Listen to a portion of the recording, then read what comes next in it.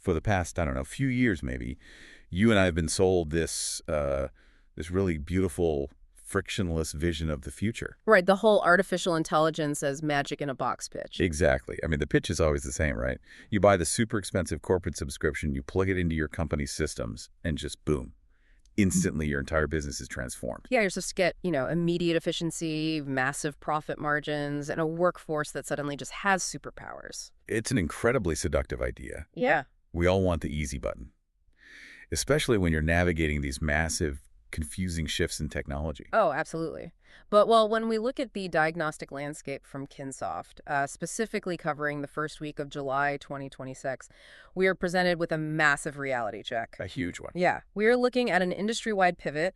The tech giants are moving rapidly away from that plug-and-play myth, and they are colliding hard with the reality of how these tools actually function or, fail to function inside a real organization. So today's deep dive is all about cutting through that hype.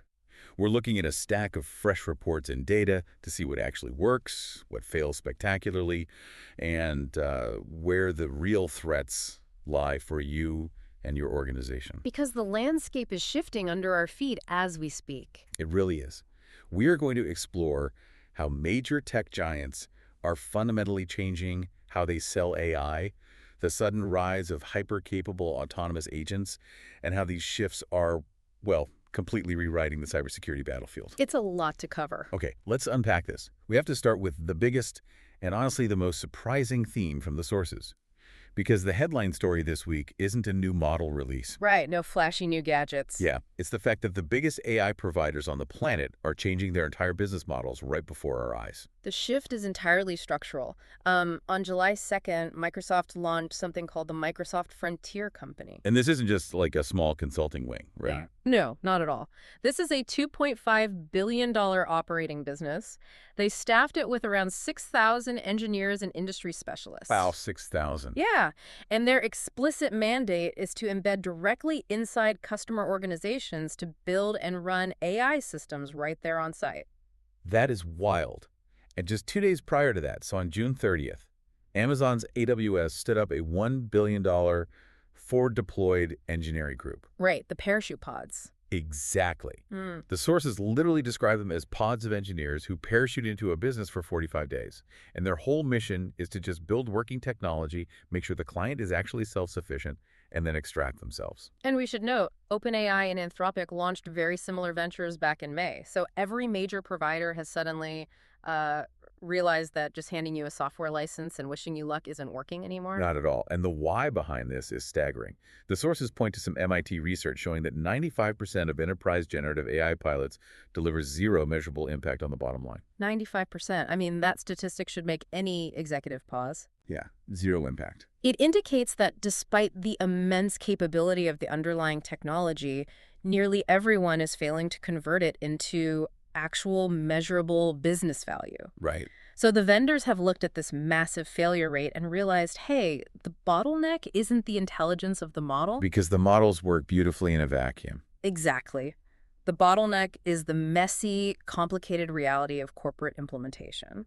To put this in perspective for you, imagine going to a store and buying a massive state-of-the-art IKEA kitchen. Okay, I like this. You got all the flat pack boxes, you've got the glossy catalog, you're incredibly excited to start cooking. But there's a problem. A huge problem.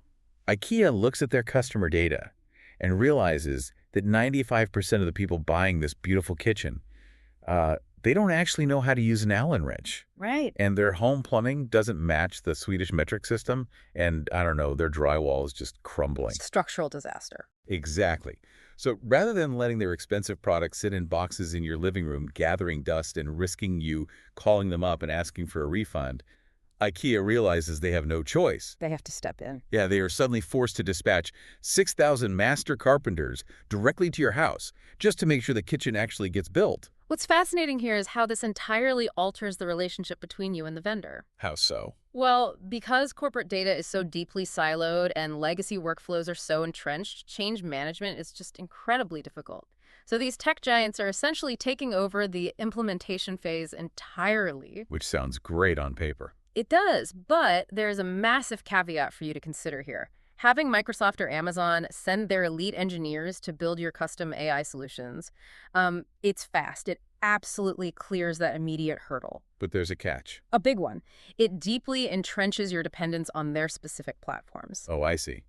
You are effectively handing them the architectural blueprints to your entire operational infrastructure. Exactly. It really raises the stakes on the classic build versus buy versus partner dilemma. Because if you partner to this degree, the lock-in is severe. So if your own internal AI pilots have quietly gone nowhere, you shouldn't feel bad. You are overwhelmingly the norm. You are the 95%. But you have to be incredibly clear-eyed about who these parachuting engineers actually work for at the end of the day. Right, because they aren't your employees. No. They are there to integrate your company so deeply into their proprietary ecosystem that leaving them later on becomes, well, financially ruinous. They work for the platform's bottom line, not yours. Precisely. So this begs a massive question. If enterprise implementation at the top level is failing 95% of the time, and it requires a literal SWAT team of engineers to fix, how do everyday businesses actually afford to run AI at scale? That is the million-dollar question. And the sources point to the newly released mid-tier models as the missing link here. Okay, mid-tier, like Anthropic's new release. Yes. On June 30th, Anthropic released Claude Sonnet 5. And they claim it performs very close to their top-end Opus model, but at an absolute fraction of the cost. We are talking $2 per million input tokens and $10 per million output tokens. That's right. And the terminology there is really important to clarify because the underlying mechanics dictate the economics of all this. Okay, break that down for us. Think of a token roughly as a piece of a word, or maybe a syllable. And the reason there is such a stark difference in price between input and output comes down to computational effort. Got it. Input tokens are what you feed the AI it is essentially reading. It costs Anthropic far less computing power to have their model scan 1 million tokens of your internal corporate documents than it does to have the AI actively generate or write 1 million new tokens from scratch. Which is the output. Exactly. Output takes much more compute. So if I'm understanding this, input is like handing the AI a textbook and telling it to read it. And output is asking the AI to write a completely original thesis based on that textbook. That's a great analogy. Writing takes way more brain power, so they charge you 5 times as much for it. Precisely the mechanism at play. But the critical detail with Sonnet 5 isn't just the drastic drop in the price of these tokens, it's the actual functionality. What can it do that's different? Well, this model is specifically tuned to run as an autonomous agent. It isn't just a chat interface sitting there waiting for your prompt. Right. It can plan multi-step tasks, it can navigate a live web browser, or operate a command line terminal completely on its own to achieve a goal you set for it. Okay, here's where it gets really interesting, though. And I kind of want to push back on the logic here for a second. Go for it. We just established that 95% of corporate AI pilots are failing because corporate infrastructure and data is a complete mess. Right. So if the bottleneck is implementation and messy data, does making a cheaper mid-tier model that acts autonomously actually solve that implementation bottleneck? Or does this just make it cheaper for companies to fail at a much higher volume? That's a very fair point. But if we connect this to the bigger picture, the mid-tier models actually solve a massive piece of the unit economics puzzle. How so? Well, the headline models the massive, expensive flagship AIs from OpenAI or Google. They get all the media attention, but the mid-tier is where the real daily work actually happens. Because it's cheaper. Yes. Think about it this way.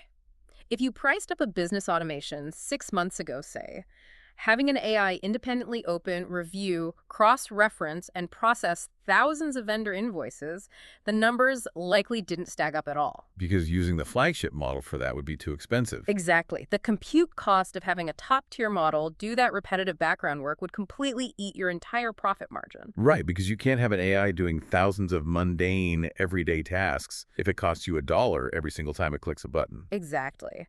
But this new pricing structure completely changes the math for your business. Suddenly, processing those invoices autonomously costs pennies. It actually makes financial sense. Oh, I see. However, utilizing an autonomous agent like that changes your risk profile entirely. Security-wise. Yes. An agent with access to a browser or a terminal needs to be treated like a brand new human employee.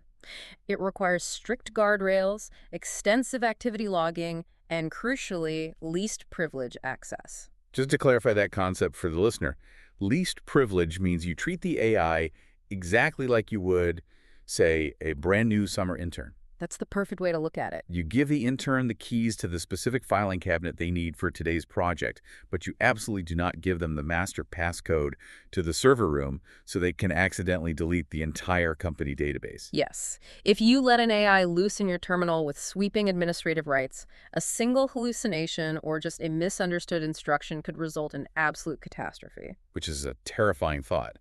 But, if legitimate businesses are rushing to build infrastructure for these cheap agents to automate their accounting and HR departments, it tells us something massive is shifting underneath the surface. The plumbing is being upgraded. Exactly. To power millions of new, cheap, autonomous agents, an unbelievable amount of capital is quietly flowing into the underlying plumbing of the AI world. We are seeing massive investments there. Yeah. On July 1st, a firm called Together AI, which essentially provides infrastructure to help businesses run open-source AI cheaply, they raised $800 million. Wow. Yeah, that puts their valuation at an astonishing $8.3 billion. And just purely as a factual financial detail from the sources, that funding round was led by the venture arm of the Saudi oil giant, Aramco. That capital influx is very much part of a broader trend of fortifying the foundation layer. Yeah. Bloomberg also recently reported that Meta is building a commercial cloud business of its own, internally called MetaCompute. Right, with the goal of renting out its spare AI computing power to outside customers, though we should explicitly clarify that this is an unconfirmed press report based on anonymous sources. Yes, definitely. We are treating it purely as reported, not official. But the trend is clear. So what does this all mean for you? When I see oil giants and social media monoliths pouring billions into server farms and open-source hosting frameworks, it feels exactly like the 1849 gold rush. The pickaxes and shovels. Exactly. Everyone remembers the miners out in the rivers, panning for gold, hoping to strike it rich on a lucky find. But the people who built the real generational fortunes weren't the gold miners. No, they weren't. It was the people selling the pickaxes, the people manufacturing the durable denim jeans, and the people building the railroads to transport the gold out of the hills. That is incredibly accurate. The models themselves, the chatbots, the autonomous agents, they are the miners. But the massive capital is flowing into the layer beneath the AI you actually touch. The railroads. Yes, it's going into the data centers, the compute power, and the hosting frameworks. And honestly, for you, the listener, this massive influx of capital going into the plumbing is entirely positive. Because it drives down prices. Exactly. It means fierce competition down at the foundation layer. And over time, that competition results in better choices, more stability, and most importantly, much cheaper computing prices for anyone trying to run these systems. Okay, so we've established that these autonomous AI agents are getting incredibly cheap, they're highly capable, and they have this massive bedrock of well-funded infrastructure supporting them. Which is great for innovation. That is fantastic news if you are trying to automate your supply chain. But it terrifies me to think about what happens when malicious actors get their hands on that exact same cheap computing power. Yes. The implications for cybersecurity here are profound. We are no longer dealing with theoretical threats. The sources detail research from Sysdig, who documented a piece of malware they actually characterized as the first fully agentic ransomware. And they named it JadaPuffer. Right, JadaPuffer. Yeah. And the key distinction here is that this wasn't, a human hacker sitting in a dark room using ChatGPT to help them write malicious code faster. No, not at all. This was an AI agent acting end-to-end completely on its own. That is so creepy. It really is. It broke in, it hunted through the network for secrets, and it executed the extortion autonomously. How did it even get in? It achieved this by exploiting an unpatched flaw in an open-source AI development tool called Langflow.